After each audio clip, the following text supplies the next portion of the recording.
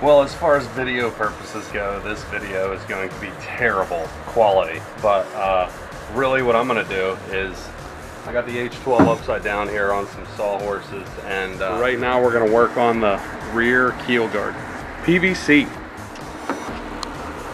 So I'm just going to measure off a rough amount, like that's a lot of PVC to work with, so I hope we can make that work, but I think that's about how long I'm going to make it.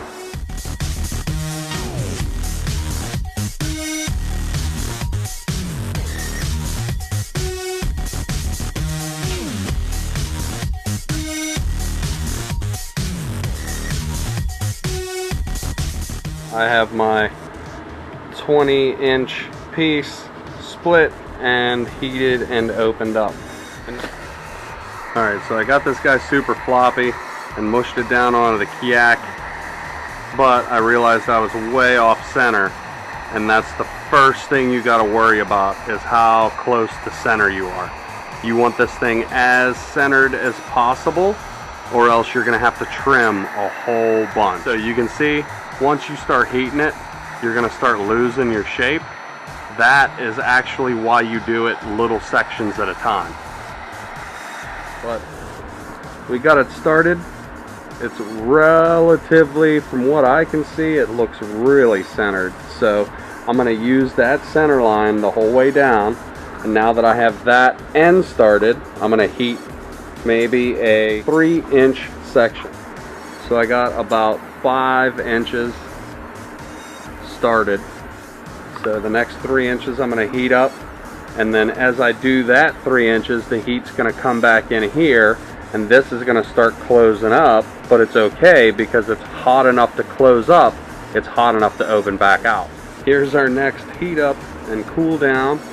You can see there are imperfections. I'm not worried about them. There's ridges, there's humps. I want to get a basic shape to this thing. Clear up. And then we'll deal with everything. So my biggest advice for PVC is just about the time you think you have it hot enough, give it another minute or two with the heat gun. Here's my next heat up and cool down. Again, nowhere near perfect. Just getting a general idea of where we want it to lay and a general shape.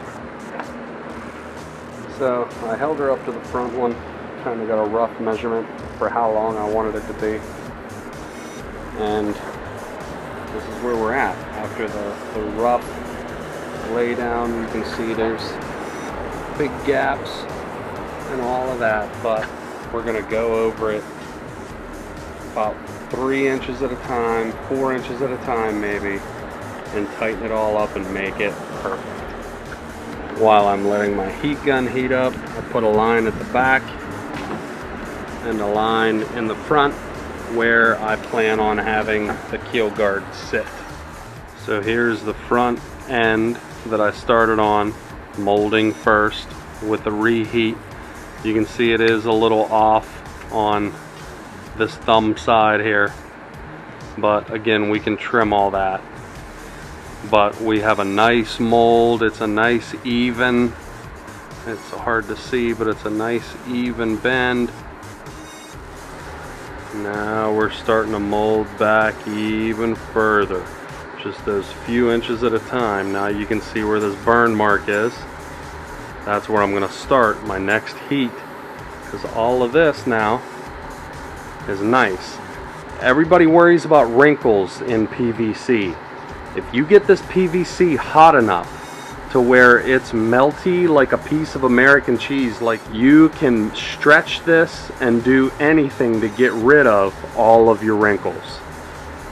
So my first heat and mold was about that much. My second heat and mold was about that much.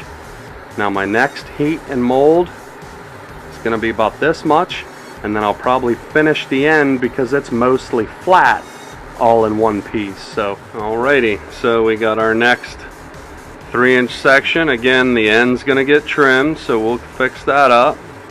We're going to run straight down Now she's starting to get somewhere. Straight down. Now we're back to clear back in here about where I said. Well, I'm not one to typically toot too much, but toot toot, baby. That is a pretty alright keel guard right there. We got ourselves the messiest PVC working tool in America, and that is a rotary tool with a sanding disc on it. But I kind of marked this out to where I think it looks pretty true, and I'm going to start cutting, start trimming to see how far we got to go. Alrighty, so after our first trim in the front, we're looking pretty nice and even. I mean, it's might not be perfect, but it's going to be close enough for me, that's for sure. Here's my guesstimated trim lines for the back.